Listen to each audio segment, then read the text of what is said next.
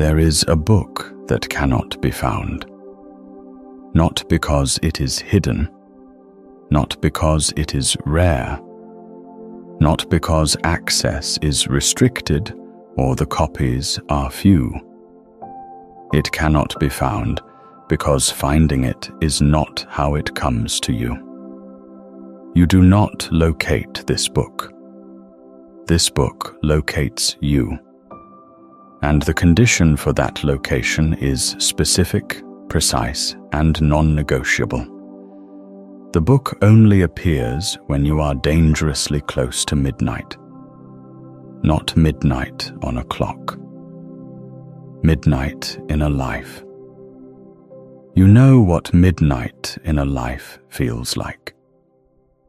You may be feeling it right now. It is the hour when the version of you that has carried you this far runs out of road.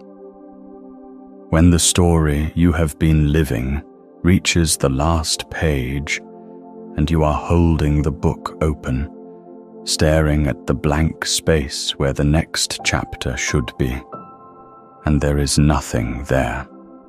Not yet. Midnight in a life is the precise moment between the end of one version of yourself and the beginning of another, when the old identity has collapsed, but the new one has not yet formed. When you are standing in the dark between two worlds, and the only light is whatever you brought with you, and that light is running low. This is not a metaphor for difficulty. Difficulty is something else. Difficulty is a hard chapter in a continuing story. Midnight is the end of the story itself. Midnight is the state transition, the phase change, the quantum collapse of one reality into the raw material of the next. Midnight is the gate, and the book that appears there, the one that only comes when you are close enough to midnight to feel its gravity. That book is what this transmission is about. You are here because midnight already knows your name. That is the thumbnail. That is the truth underneath the image. Midnight already knows your name, not as a threat, as a recognition. The threshold has registered your frequency. The gate has opened, and the question is not whether you are close to it. You are. The question is whether you understand what that means, what the book is that appears there, what it contains, and what it requires of you to open it. That is what we are going to cross together today. Let me start with the structure of midnight itself. Because before we talk about the book, you need to understand what midnight actually is. Not as a time of day, not as a poetic device, but as a precise state of being with specific mechanics. Midnight is a threshold condition, and threshold conditions in physics, in chemistry, in biology, and in consciousness all share the same fundamental architecture. They are the moments when a system can no longer sustain its current state and must transition into a new one. In physics, this is called a phase transition. Water at 211 degrees Fahrenheit is still water. It is hot, it is agitated, it is under enormous pressure, but it is still water. One more degree, and it is not water anymore. It is steam. The transition from 211 to 212 is not just a temperature change. It is a state change. The molecular structure reorganizes. The substance becomes something it was not. And critically, it cannot become water again by simply cooling slightly. It has to go through a full transition back, a different process entirely. The crossing is not reversible by taking a small step backward. Once you have crossed the phase transition, you are in a different state. The old state is gone. This is what midnight is. Not a difficult moment in the same state. A phase transition. The moment when the pressure has been building long enough, the temperature has been rising long enough, that the current form can no longer hold. You are not struggling inside your old life anymore. You are at the exact degree where the old life becomes something else, where you become something else. And the crossing is not gradual. It is not incremental. It happens at a specific point, a threshold, and then it has happened. The before and the after are different states of matter. The book that appears at midnight is the book of that transition. It is not a book of comfort. It is not a book of instruction in the conventional sense. It is a book that arrives precisely because you have reached the phase transition point. And what it contains is the exact information your consciousness needs to complete the crossing, rather than collapse back into the old state at a lower temperature.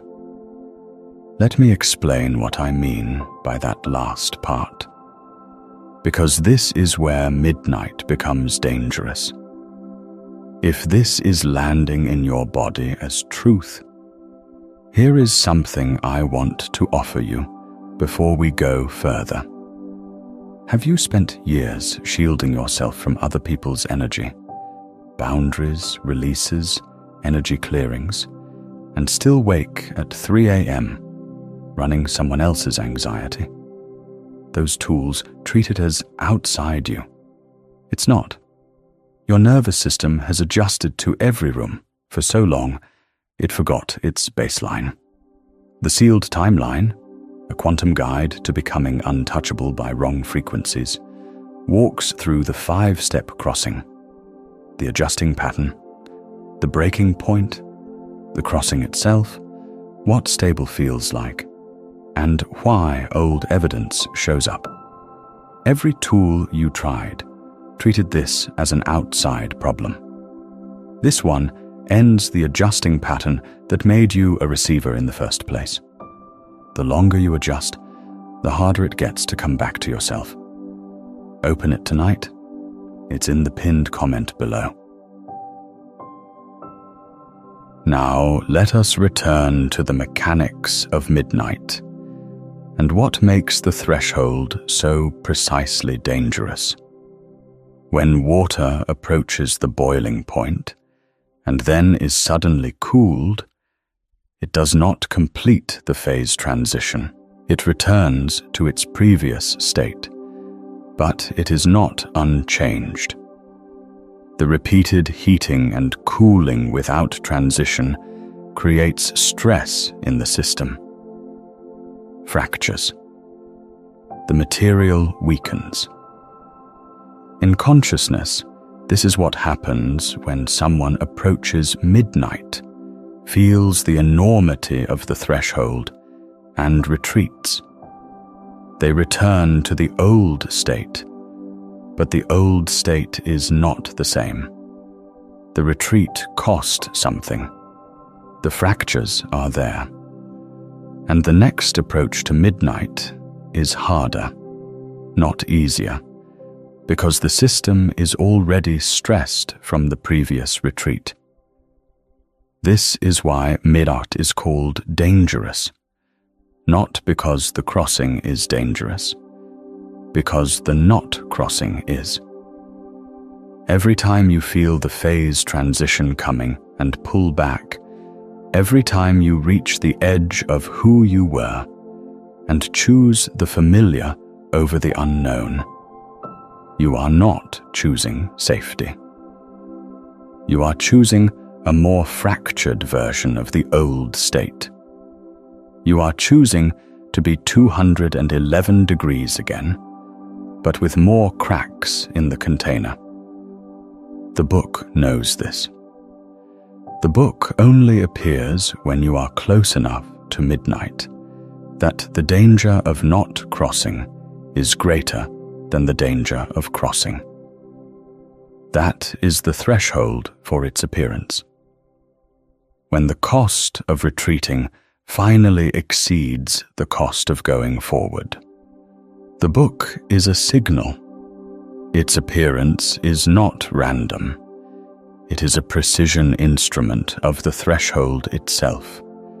Now I need to tell you what the book actually is, because I have been speaking about it abstractly, and the prime directive of this transmission is specificity. The book is real.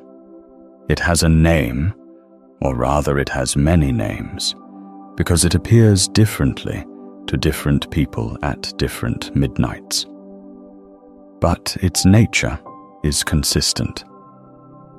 The book that appears at midnight is the record of your unlived life. Stay with that for a moment. The unlived life. Not the life you failed to live because you were lazy or afraid or distracted, though some of that is in there too. The unlived life in the deepest sense, the version of you that could not exist inside the container you were living in. The self that had no room in the story you were telling. The capacities, the directions, the ways of being in the world that were always present in you as potential, as superposition, as all the states you could have collapsed into, but did not, because you collapsed into this one instead. In quantum mechanics, a particle in superposition exists in all possible states simultaneously, until it is observed, until measurement forces it to collapse into one definite state. The other states do not disappear. They are not destroyed. They are simply not the state that was chosen. And in some interpretations of quantum theory, specifically the many worlds interpretation developed by Hugh Everett in 1957, those other states continue to exist in branching realities. Every quantum measurement creates a branching point. Every collapse into one state is simultaneously a non-collapse into all the others somewhere. I'm not asking you to believe in parallel universes. I am asking you to feel the resonance of this idea in your own life. You have made choices. Each choice collapsed you into one version of yourself and away from others. The person who chose this career instead of that one. The person who stayed in this city instead of moving. The person who said yes to this relationship and no to that possibility. Each choice was a quantum measurement, a collapse, and the unchosen states did not disappear. They exist in you as potential, as the pressure that builds toward midnight, as the sense that there is a version of yourself you have not yet become that is pressing against the walls of the version you are currently inhabiting. The book of the unlived life is the record of that pressure. It is the document of your superposition, all the states you still contain, all the versions of yourself that are still possible, held in the form of pages, of language, of story, because consciousness is narrative. We do not experience ourselves as quantum systems. We experience ourselves as stories. And the book of the unlived life is the story of who you could still become, written in the language of who you already are. It appears at midnight, because midnight is the only time you can read it. In ordinary life, in the middle of the day, in the middle of a functioning version of yourself, the book is invisible. You do not need it. You are inside a story that is working or working well enough, and the book of the unlived life would be a distraction, a destabilization, a door you do not need to open because you are not at the door. But at midnight, when the current story has ended, when the current version of yourself has run out of road, the book appears, because you are now at the door, and the book is the key. If this transmission is finding you at the right moment, take a second to like and subscribe so the next one reaches you when you need it most. Let me give you the specific mechanics of how this book arrives, because it does not arrive the way books usually arrive. You do not order it.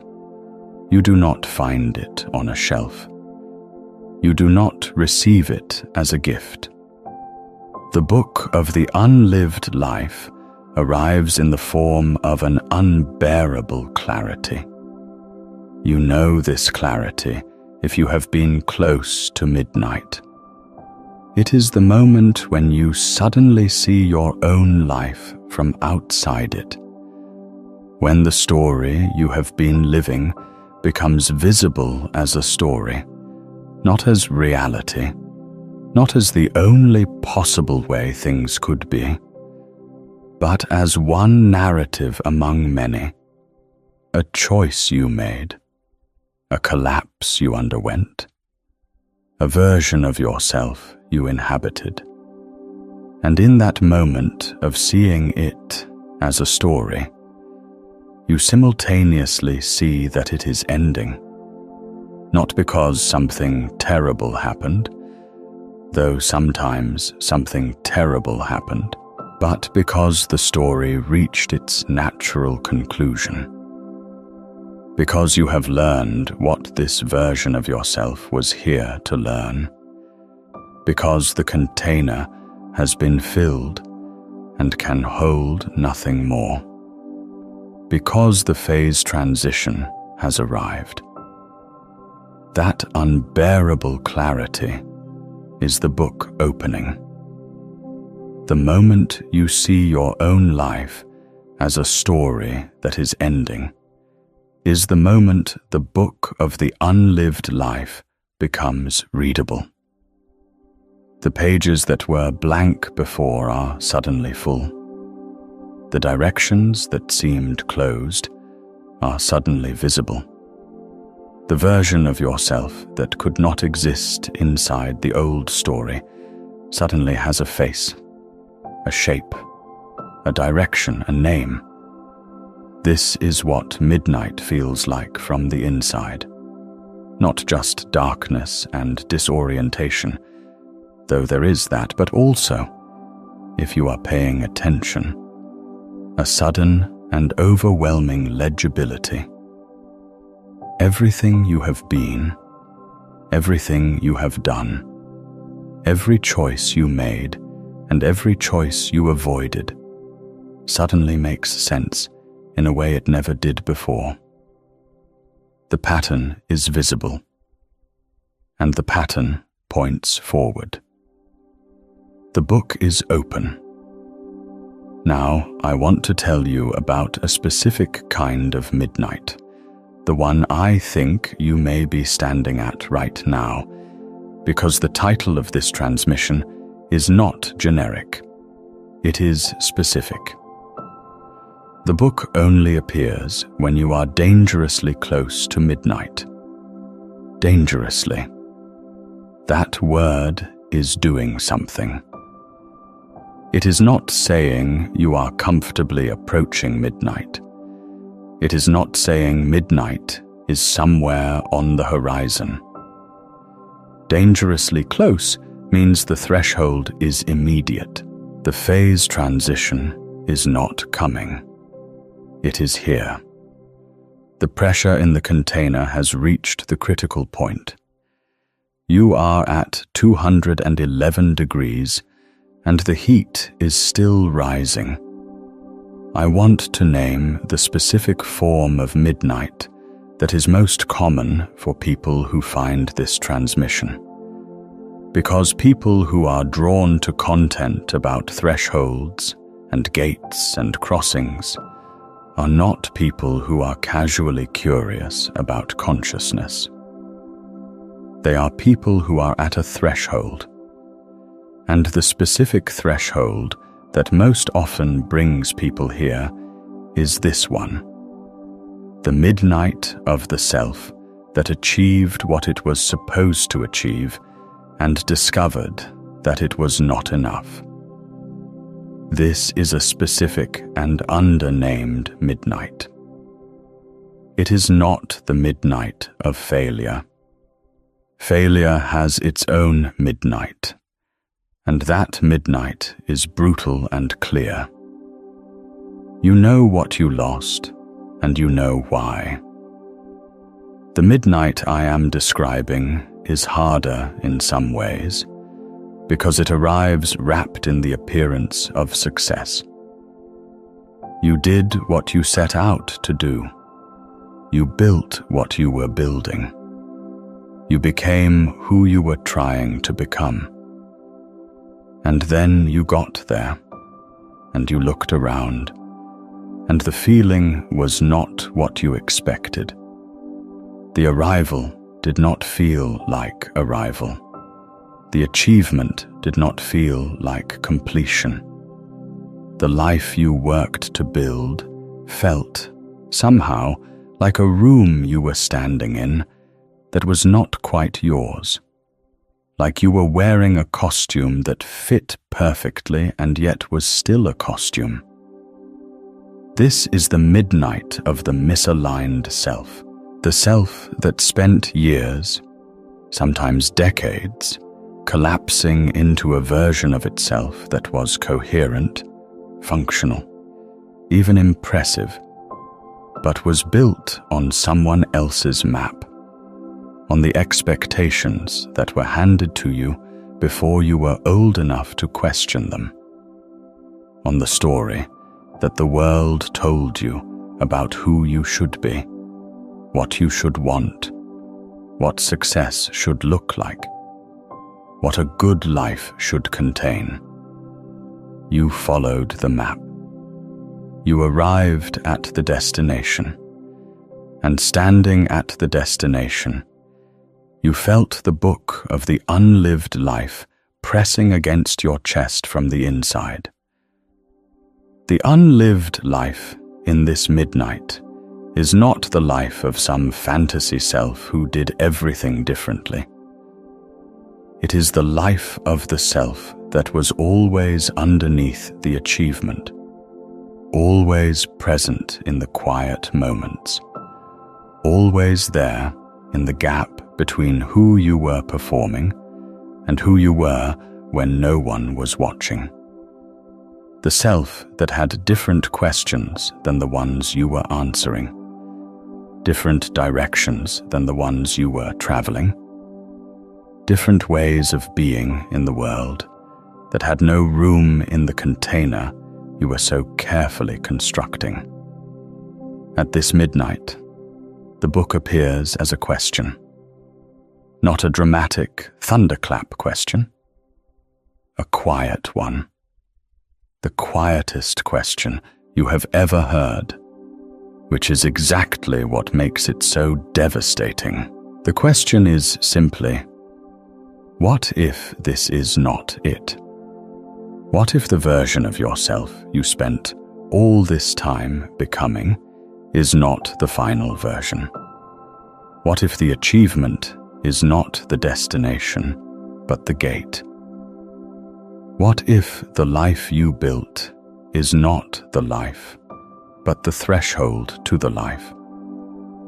What if midnight is not the end of everything, but the specific, precise moment when the old story has done its job and the new story is waiting to begin?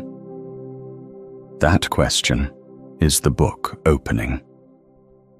That question is the key turning in the lock. And the danger is not in the question. The danger is in what you do with the space the question creates. I want to pause here and ask you something directly. Have you ever stood at a crossing point where there was no going back? A moment when you knew in your body, before you knew it in your mind, that you had already stepped through something and the door had closed behind you? Leave that in the comments. Not the full story, just the shape of it. The moment you recognized the threshold. Because the people reading those words will know exactly what you mean, and that recognition is its own kind of crossing. Let me tell you about Mara. Mara was 41 years old when she found herself standing at the window of her apartment at 3 a.m, unable to sleep, looking at the city she had moved to at 23, with nothing but ambition and a specific, burning idea of who she was going to become. She had become that person. The career was exactly what she had aimed for. The apartment was in the building she had pointed to from a cab 18 years earlier, and said quietly to no one, someday. The relationship was stable and good. The friends were real. The life, by every external measure, was the life. And she was standing at the window at 3 a.m, unable to sleep because something was wrong. Not wrong in a way she could point to. Not wrong in a way that had a name, or a cause, or a solution. Just wrong in the way that a note played slightly flat is wrong. A wrongness that is felt before it is understood.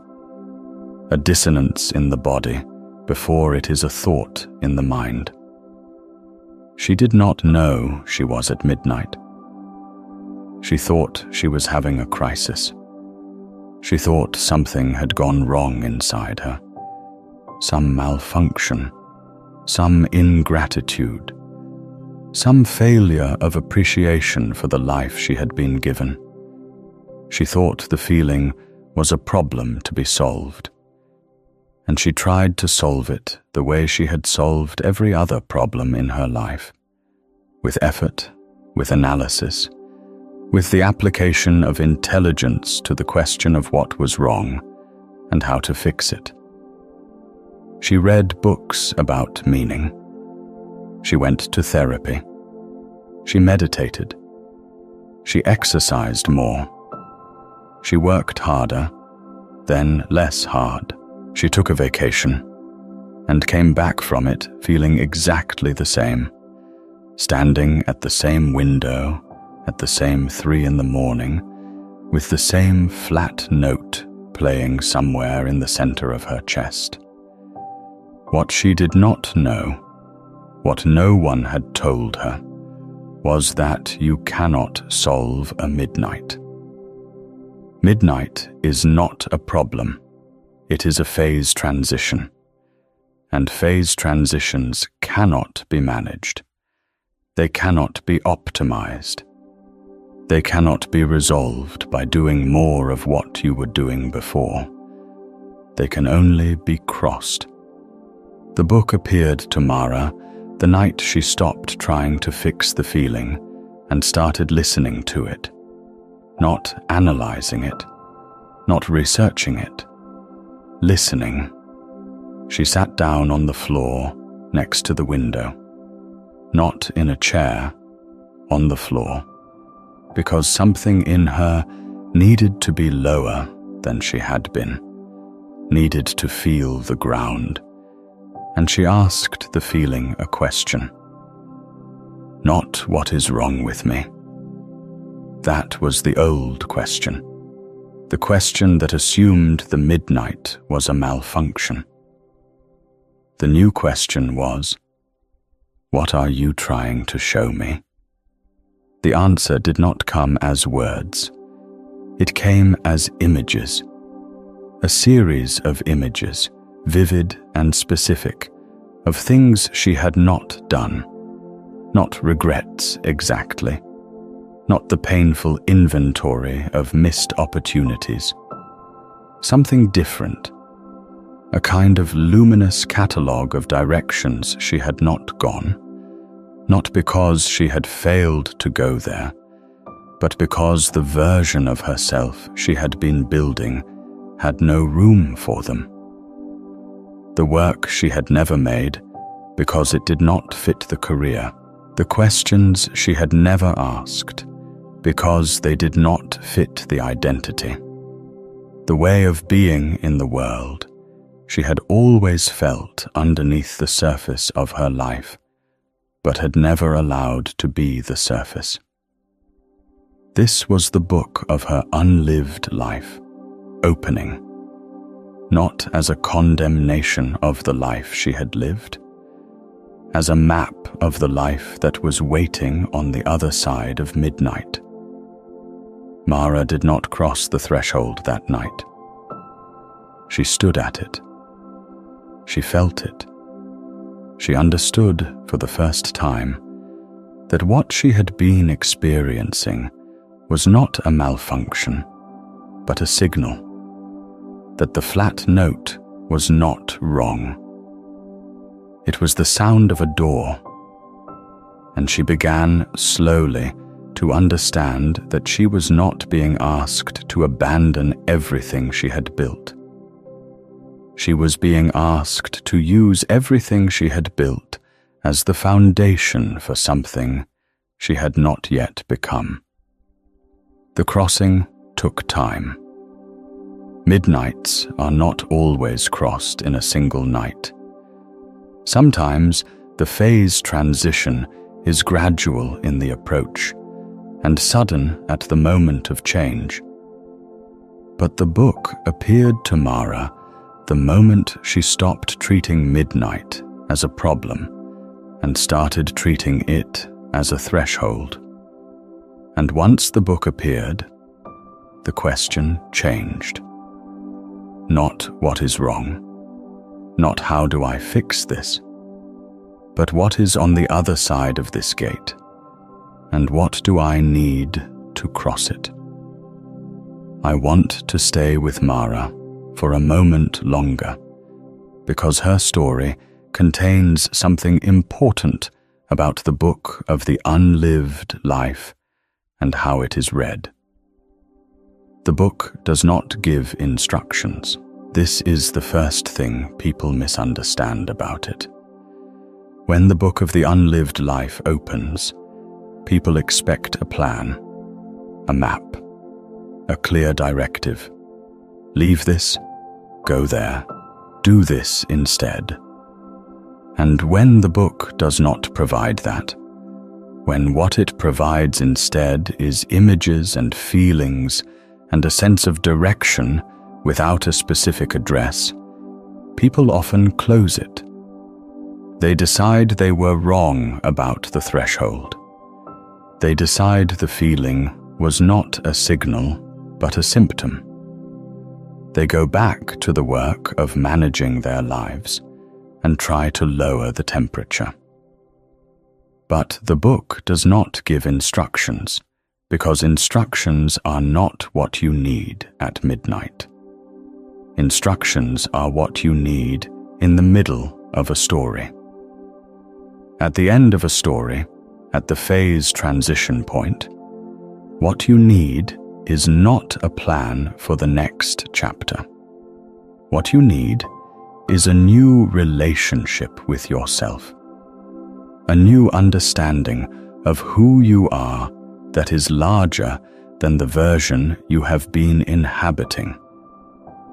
The book of the unlived life does not tell you what to do. It shows you who you are underneath everything you have been doing. And that showing is the crossing.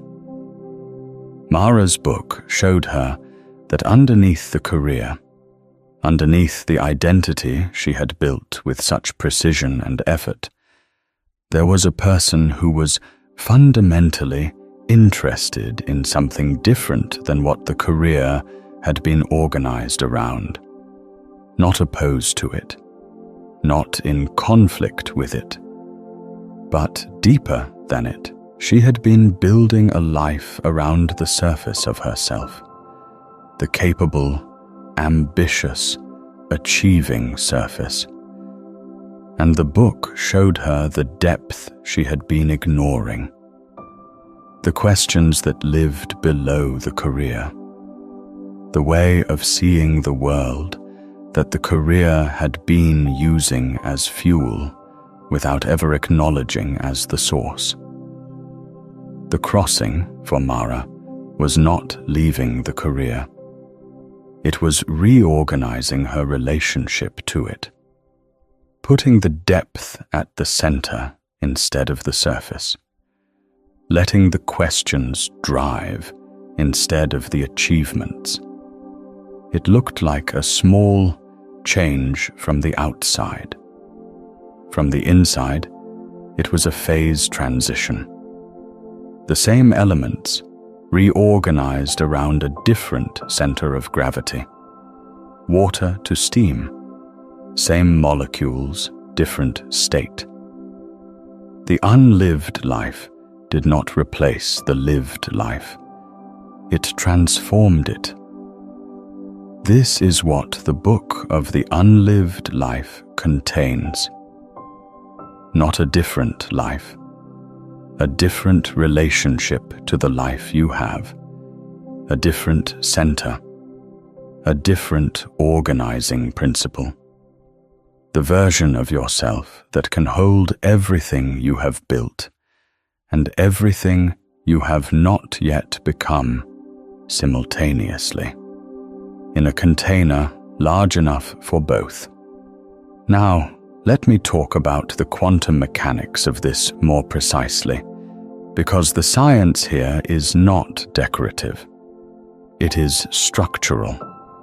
It explains something about midnight that nothing else explains as well. In quantum mechanics, the concept of superposition is not just about particles being in multiple states at once.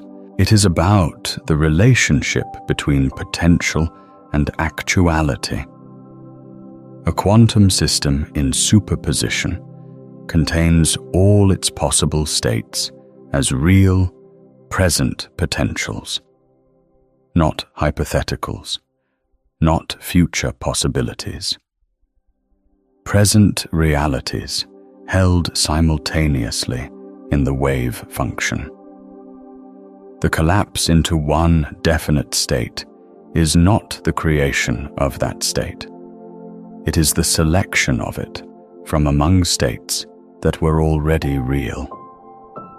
What this means for consciousness, for identity, for the self at midnight is this: the version of you that the book of the unlived life describes is not a future possibility.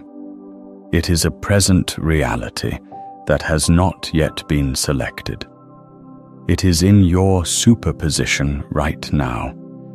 It is as real as the version of you that is sitting here, reading this, feeling the edges of midnight. The unlived life is not unlived because it cannot exist. It is unlived because it has not yet been collapsed into actuality. It is waiting in the wave function of who you are, present and real, for the measurement that will select it. And midnight is that measurement. The phase transition is the collapse. The crossing of the threshold is the moment when the wave function of your identity collapses from the superposition of all you could be into the specific, definite, actual state of who you are becoming. The book of the unlived life is the wave function made readable.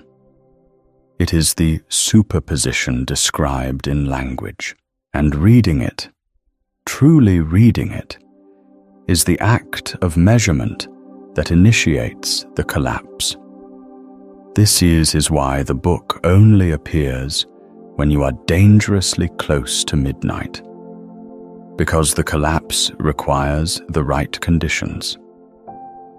A quantum system cannot be forced to collapse into a specific state by wanting it to.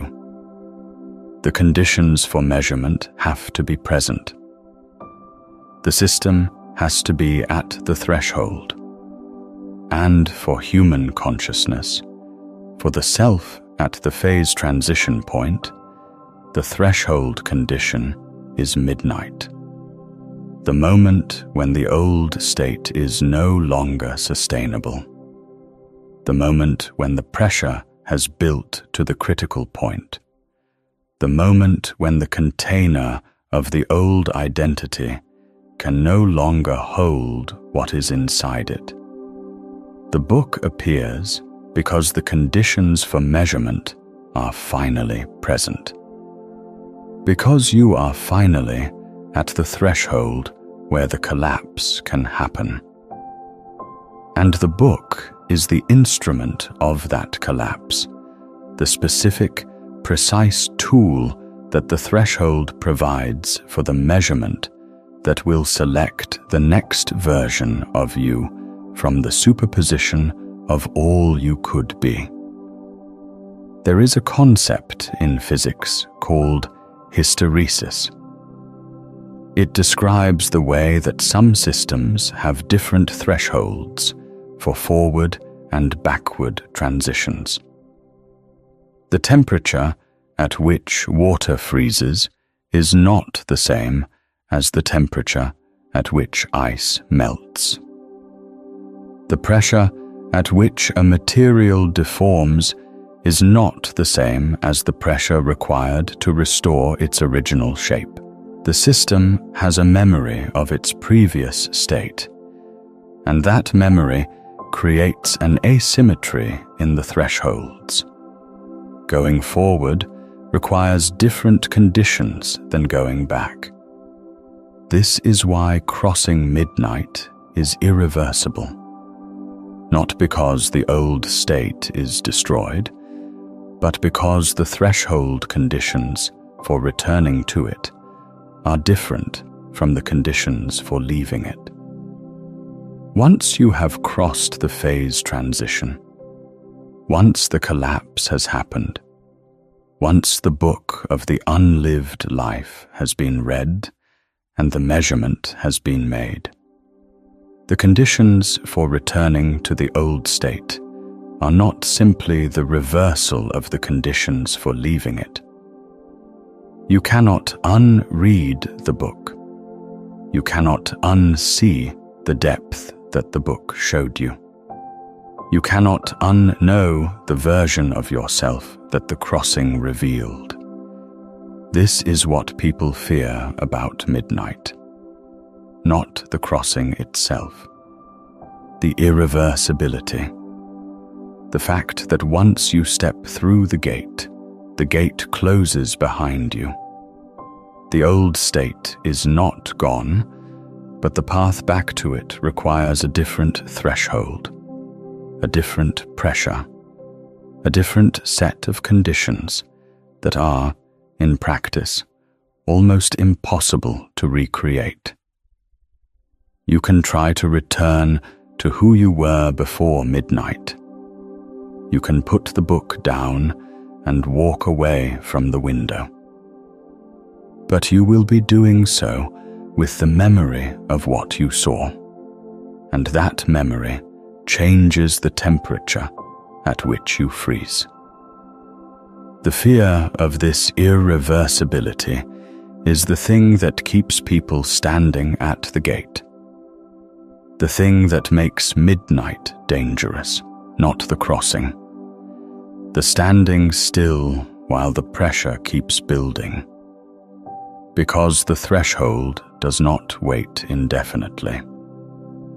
The book does not stay open forever. Midnight is a window, not a door that stands open for as long as you need. The phase transition conditions are present for a specific period, and if the crossing does not happen within that period, the system does not simply remain at the threshold. It returns to a previous state, but a more stressed one, more fractured, closer to the next midnight, which will arrive sooner and with more force. This is the danger the title names. Dangerously close to midnight. Not dangerously close to something bad. Dangerously close to a threshold that will not wait. The book has appeared. The measurement conditions are present. The superposition is ready to collapse. And the window for crossing is not unlimited. Now I want to talk about something that happens in the hours just before the book appears, because understanding this particular territory can be the difference between recognizing the threshold for what it is and spending years treating it as something else entirely. There is a specific internal weather pattern that precedes midnight. It is not dramatic. It does not announce itself. It arrives quietly over weeks or months, and it has a texture that is unlike ordinary unhappiness or ordinary restlessness. Ordinary unhappiness has an object. You are unhappy about something specific, and if that specific thing changed, the unhappiness would change with it. The pre-midnight weather is different. It is objectless. It is the sensation of a pressure with no identifiable source, a weight that is not attached to any particular circumstance, a sense of being slightly out of register with your own life, as though the life you are living and the life you are supposed to be living are two transparencies laid almost but not quite on top of each other, and the slight misalignment is visible in everything, in the quality of your attention, in the way rooms feel when you walk into them, in the gap between how you describe your life to other people and how it actually feels from the inside. People in this pre-midnight weather often seek diagnosis. They go looking for the thing that is wrong, because the human mind is built to find causes, to locate the source of discomfort, and address it. And they find candidates. The job is not fulfilling enough. The relationship has grown stale. The city is draining them. The body is tired. Any of these might be true. Some of them might even need addressing. But addressing them does not lift the pre-midnight weather, because the weather is not caused by any of those things. It is caused by the approach of the threshold itself. It is the pressure of the superposition pressing against the container. It is the wave function straining toward collapse.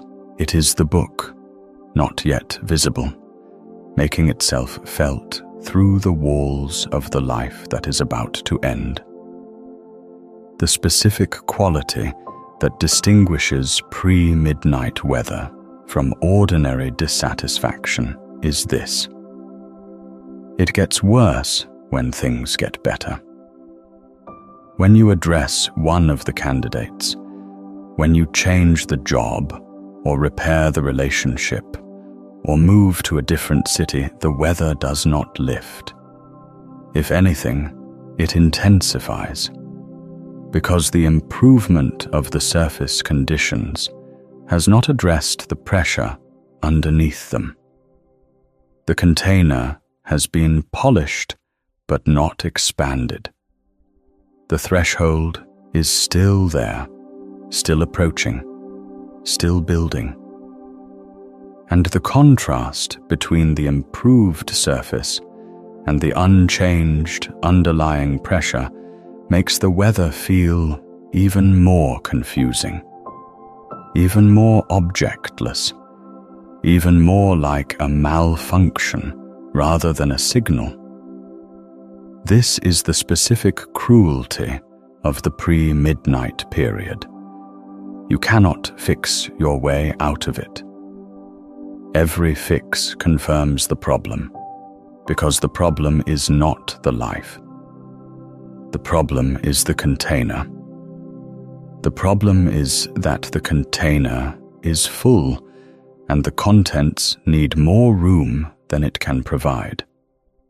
And no amount of rearranging what is inside the container changes the fact that the container itself needs to change.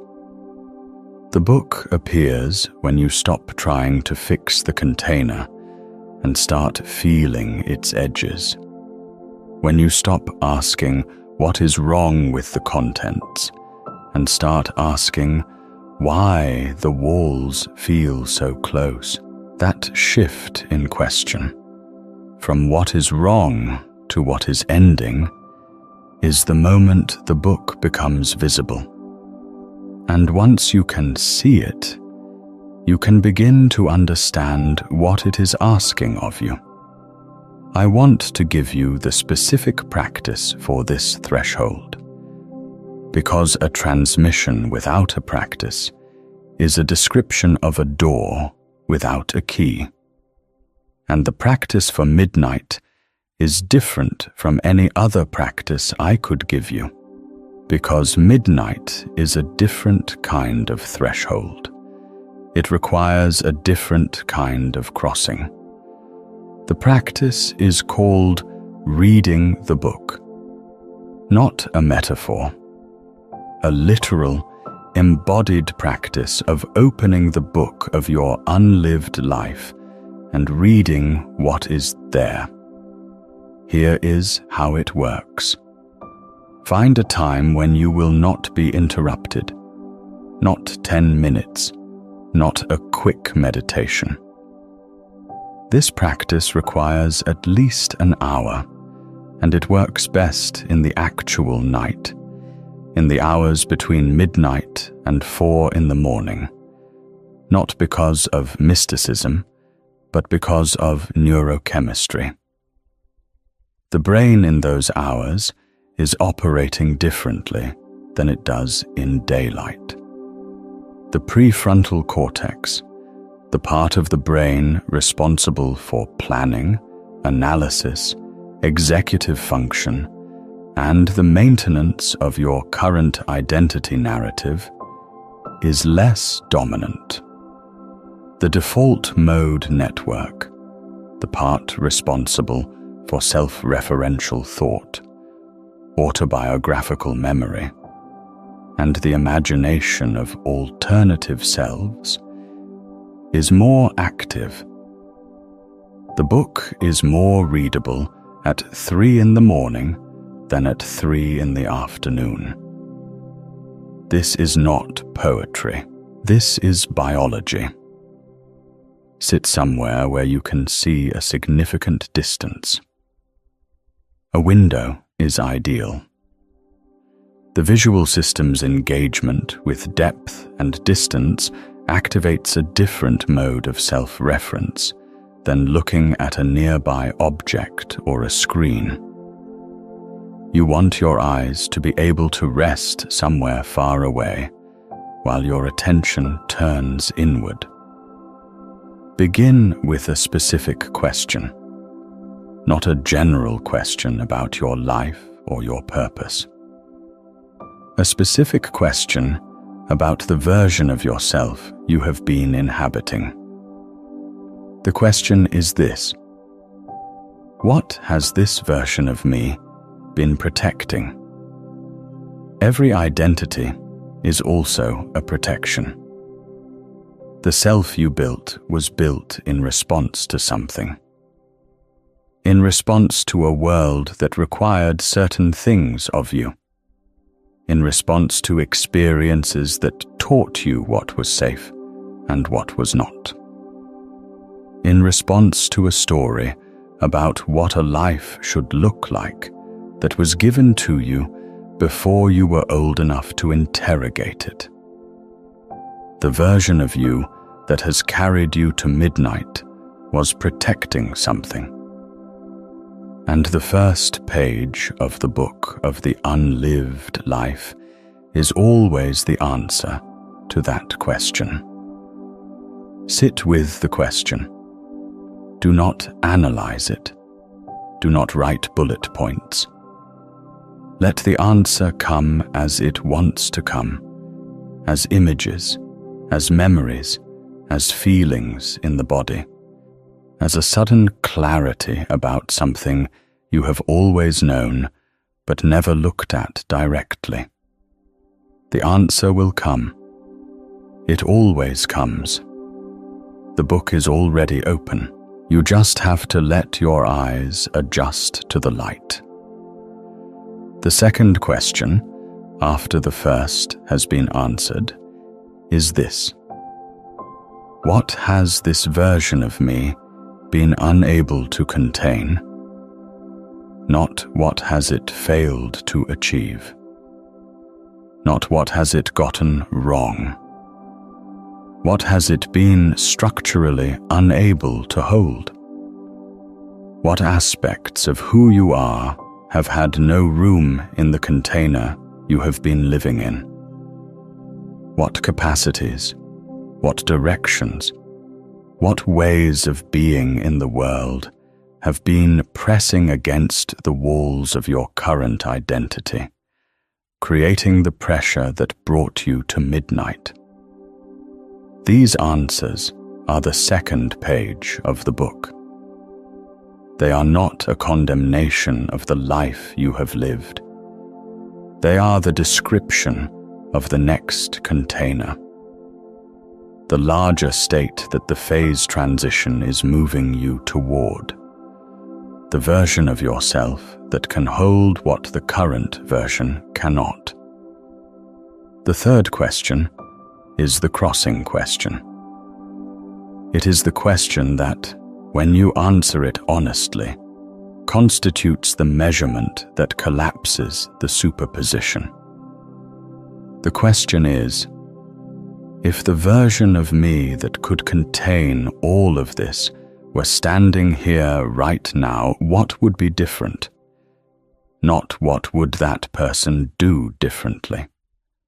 What would be different about the way they stand in the world? the way they relate to what they have built, the way they hold their own life, the center of gravity around which everything else is organized. When the answer to this question arrives, and it will arrive, you will feel the phase transition beginning, not as a dramatic shift, as a quiet, irreversible recognition. The recognition that you have already crossed. That the reading of the book was the crossing. That the measurement has been made, and the superposition has collapsed, and the version of yourself that was waiting in the wave function of all you could be has been selected, is being selected, is in the process of becoming actual. This is the moment the book closes. Not because the reading is complete in some final sense, but because the book only exists at the threshold. Once you have crossed, the book becomes something else. It becomes your life. There is a fourth dimension to this practice that is rarely named, and it is the most important one. After the three questions, after the images have come and the recognition has arrived, there is a moment of pure stillness. Not the stillness of emptiness, the stillness of a system that has just undergone a state change and has not yet begun to move in the new state. The stillness of water that has just become steam and is momentarily suspended before it begins to expand into the space available to it. This stillness is not a pause in the practice. It is the practice. It is the moment of the crossing itself. The moment between the old structure and the new one. The moment when you are neither who you were nor yet who you are becoming, but you are fully, completely, irreversibly in the transition between them. Do not fill this stillness. Do not reach for the next thought, or the next question, or the next plan. Let the stillness be what it is, the threshold held open, the gate at its widest, the book at its most legible.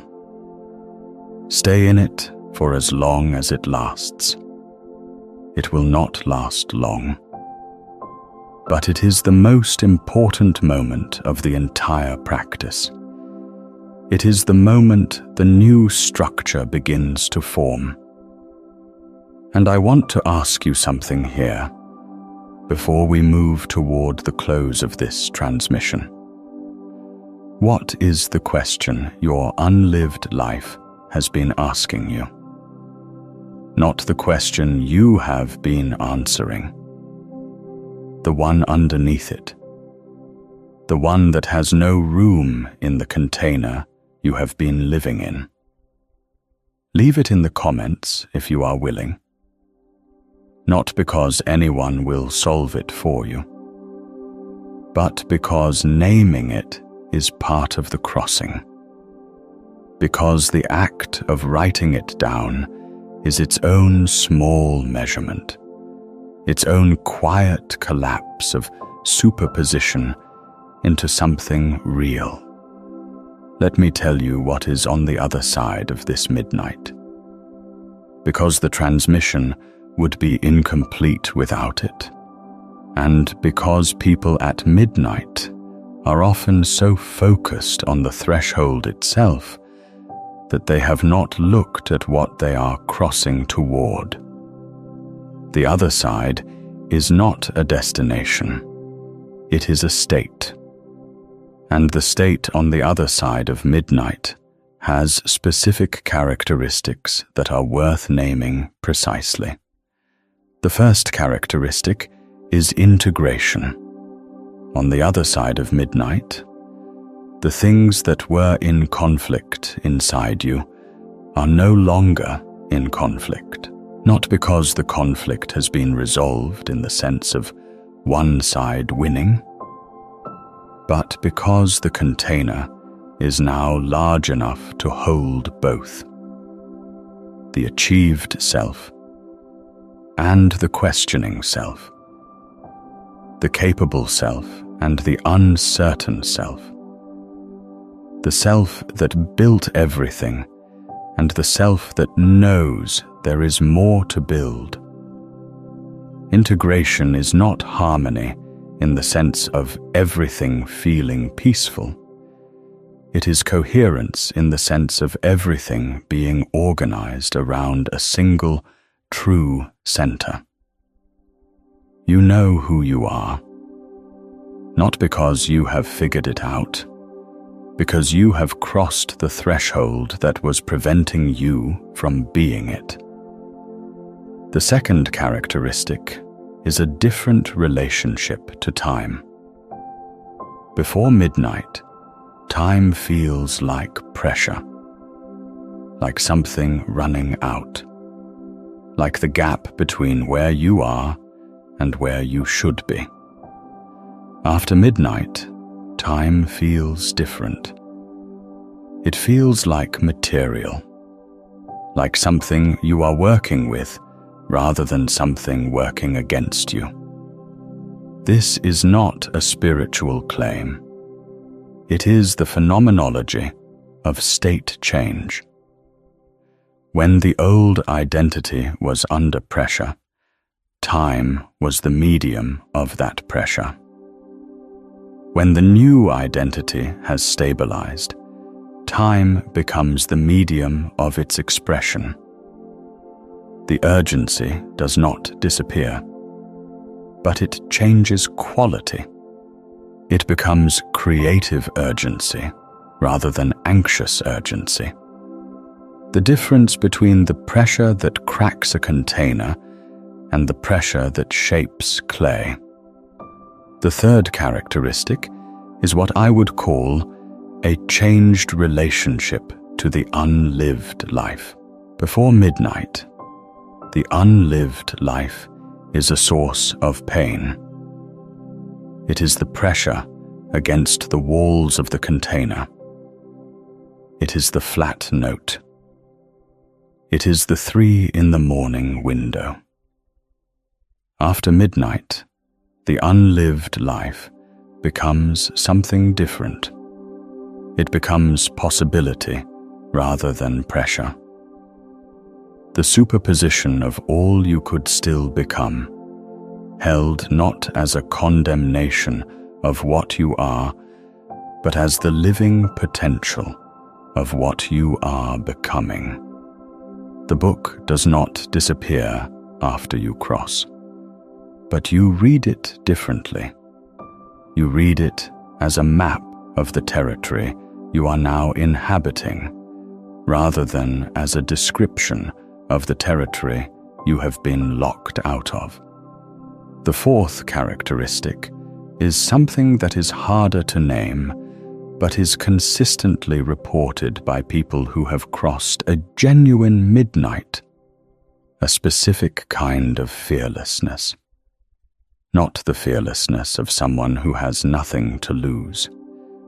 The fearlessness of someone who has already crossed the most important threshold, who has already been through the phase transition, and knows in their body that the crossing was survivable, that the irreversibility was not the loss it appeared to be from the other side, that what was left behind at midnight was not the self, but the container that was too small for the self, and that the new container, the new state, the new version of the life, is not smaller than what came before. It is larger. It always is. The phase transition always moves toward greater complexity, greater capacity, greater coherence.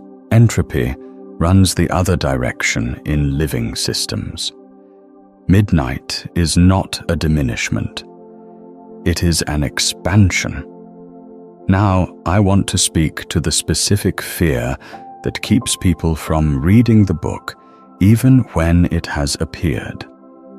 Because the book appears, and people see it, and they do not open it. Not because they do not know it is there, but because of a specific fear that is worth naming and examining. The fear is this: what if I read the book, and what it shows me requires me to lose everything I have built? This is the fear underneath the hesitation, not the fear of the unknown in general. The fear of a specific kind of loss, the loss of the life you constructed, the relationships, the work, the identity, the way the world sees you, the way you see yourself. The fear that the book of the unlived life is actually a demolition order. That midnight is not a crossing, but a burning down. That the phase transition requires the destruction of the old state before the new one can exist. I want to address this fear directly, because it is both understandable and, in most cases, inaccurate. The phase transition does not require the destruction of the old state. It requires its transformation. Water does not cease to exist when it becomes steam. The molecules are the same. The structure is different. The capacity is different. Steam can do things water cannot. It can move through spaces water cannot enter. It can carry energy in ways water cannot carry it. The transformation is not a loss. It is an expansion of what was already there. What midnight does require you to lose is the container. The specific form the old state was taking. The identity structure that was built around the surface rather than the depth. The story that organized your life around someone else's map. The version of yourself that was coherent and functional and real, but was not the whole of what you are. That version does not survive midnight. Not because it is destroyed, but because it is incorporated. It becomes part of the larger version. The achieved self becomes the foundation rather than the ceiling. The capable self becomes one capacity among many rather than the only capacity that matters. The identity that brought you to midnight does not disappear. It is held inside the larger identity that midnight reveals.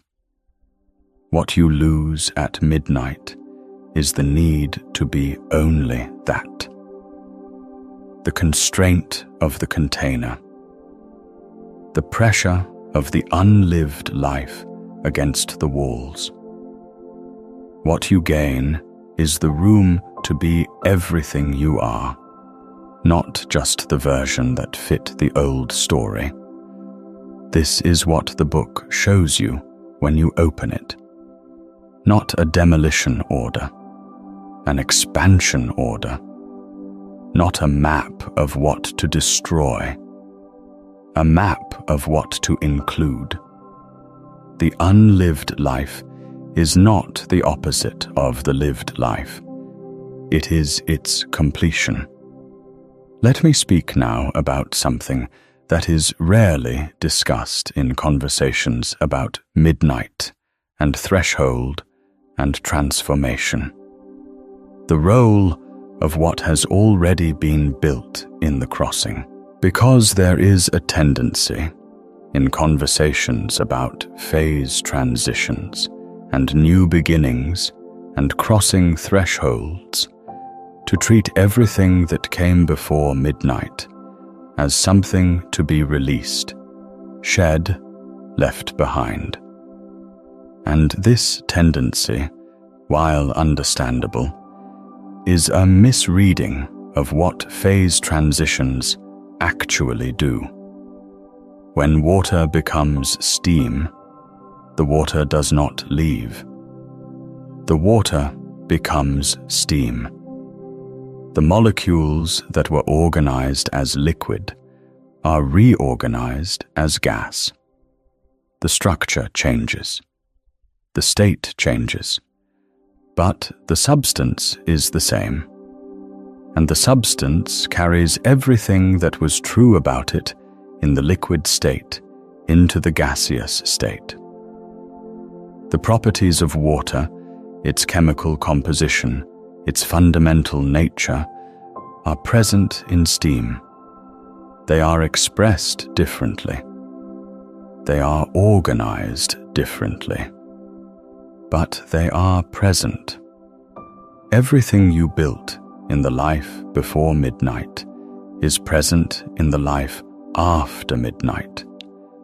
The skills, the relationships, the knowledge, the capacity, the experience, the hard-won understanding of how the world works and how you work inside it. None of it is lost. All of it is reorganized. The question at midnight is not, what do I leave behind? The question is, what do I reorganize around? What becomes the center of gravity for everything I have built, so that it can be held in a larger container and expressed in a larger way? This is the question the book answers. Not what to abandon, what to reorganize around. The depth instead of the surface, the questions instead of the achievements, the whole self instead of the presenting self, the life instead of the performance of the life. And this reorganization, this reorientation of the center of gravity is the crossing. It is the phase transition. It is the measurement that collapses the superposition. It is the moment when the book closes, because you are now living what it described. There is a specific phenomenon in the physics of phase transitions called a critical point. It is the precise state at which the boundary between two phases disappears entirely. At the critical point of water, the distinction between liquid and gas ceases to exist. The substance is neither and both simultaneously. The density of the liquid equals the density of the gas. The surface tension drops to zero. The boundary between states dissolves. In the physics of identity, in the crossing of midnight, there is a critical point too. It is the moment in the threshold experience when the boundary between who you were and who you are becoming dissolves. When you are neither the old version nor the new one, when you are in the pure superposition of the transition itself. This moment is brief. It is disorienting. It is the most uncomfortable moment of the crossing. It is the moment when people most often try to retreat, to re-establish the boundary by choosing the familiar state, because the dissolution of the boundary feels like dissolution of the self. But it is not.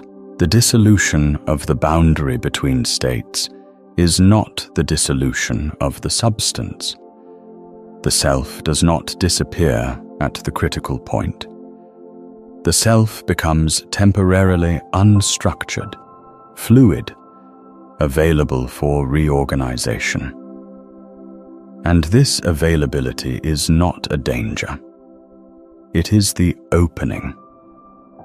It is the moment when the new structure can form, when the center of gravity can shift, when the container can expand, when the book can close because